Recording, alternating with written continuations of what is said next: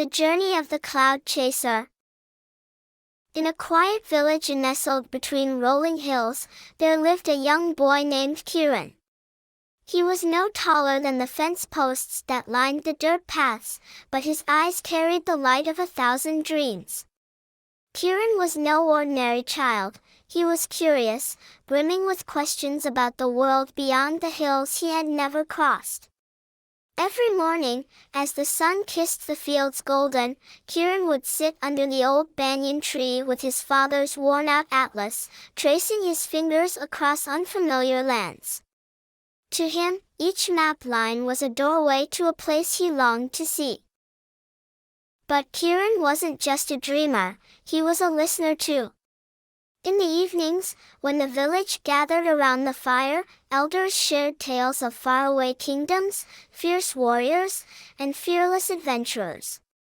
Kieran would sit at the edge of the circle, his heart racing as if he were part of the story. One night, after a particularly thrilling tale of a boy who sailed across oceans, Kieran whispered to himself, "One day, I'll have a story to tell, too." Yet, Kieran's dreams weren't met with encouragement.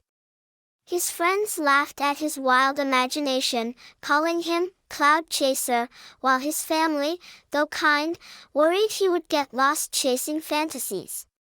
But Kieran held on to his dreams tightly, like the kite he flew every spring, rising higher with every gust of wind. Then one day, a wandering merchant arrived in the village, carrying spices, silks, and a curious artifact, a tiny compass. Its needle danced as if alive, pointing toward unseen adventures. Kieran was captivated.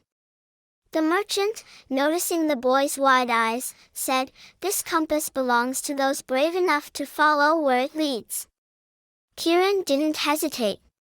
He traded his only possession of value, a handcrafted wooden flute, for the compass. From that day, Kieran was no longer just a dreamer. With the compass in his hand and courage in his heart, he began to chart his own path. Though the hills still stood tall around him, they no longer seemed like barriers. And as the village watched the little boy walk toward the horizon, they began to wonder if perhaps the Cloud Chaser would one day return, not as a boy with dreams, but as a storyteller with tales of the world.